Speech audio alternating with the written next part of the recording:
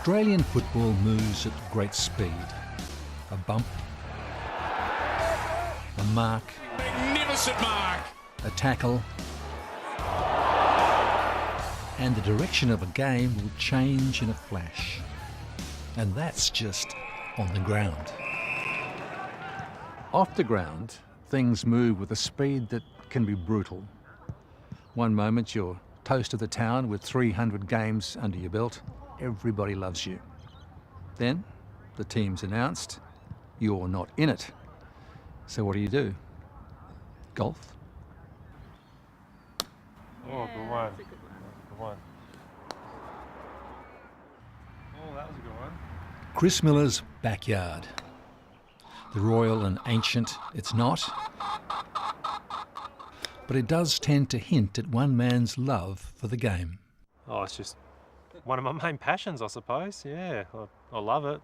I try to be good at it sometimes and pretty poor at it a lot of the other times. Where other homes might have a pool, Kris, with a K, his wife and kids, have this nod to St Andrews. Being a Sparky, it's floodlit at night because golf does occupy a fair bit of his time.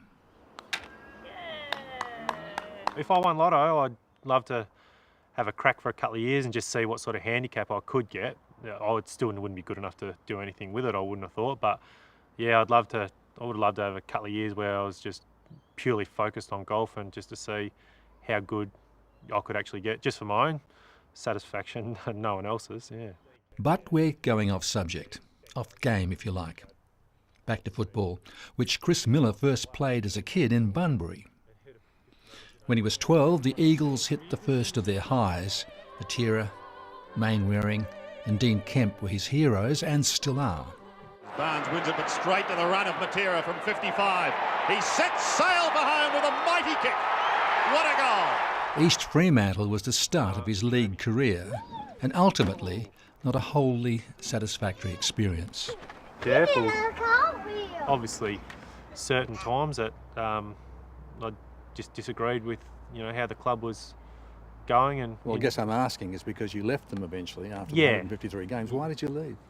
The club was just going down a different path that I thought was, Wrong. I thought it was wrong, yeah. What path? So, just with some of their decision making and that they'd made, and Like what? the coach, I didn't. The coach was just not right for the club, and Who was that?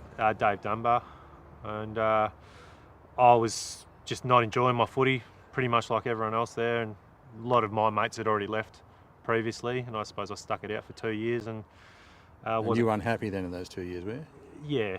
Yeah, I wasn't really keen to stick around for a third year, so I was happy to, I was more than happy to move on. It certainly wasn't, with the coach. If the coach wasn't there, I probably would have stayed, but I was certainly more than prepared to move on. It was certainly wasn't like an ultimatum like that. From Easts, Kris Miller crossed town to Souths. Releases a hand pass at close quarters to Miller, throws onto his boot and he doesn't miss. With the Bulldogs came the 2009 Premiership. South Fremantle, their 13th WAFL Premiership. Then that extraordinary achievement of 300 WAFL games.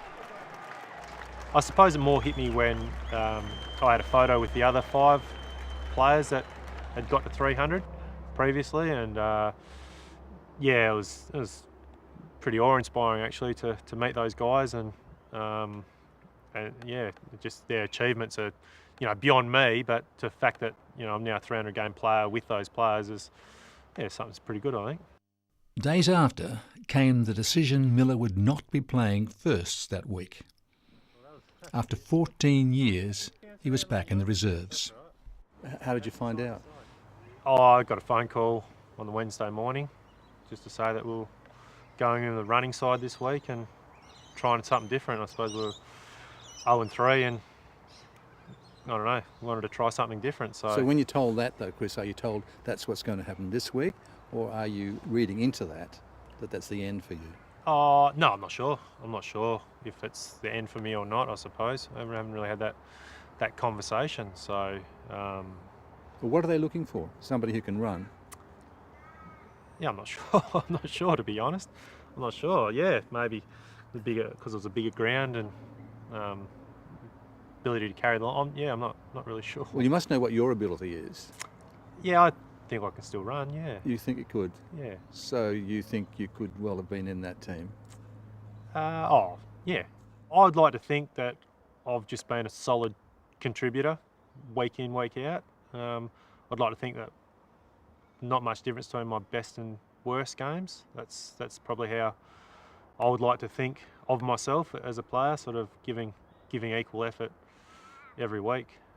A very competitive person at heart with everything I do. So I can handle losing, but I don't like losing. So it doesn't matter if it's, you know, what level of sport or anything. You know, I'm in it to win it. I think I'd like to coach one day for a short period of time, not for a very long period of time, just to see whether the things that go through my head, whether they can work, and B, whether I can get them through to a playing group. So yeah, it's not the be all and end all. If I don't coach, it's not going to haunt me for the rest of my life or anything like that. But yeah, I suppose my football's been built on smarts and certainly not fitness or anything like that, or strength. So it's been my football smarts that's got me through. And so yeah, I think that would be, if you physically can't play at the highest level that you've got, and then the next best thing I suppose is to try and coach at that next level. Kris Miller, the coach? Why not?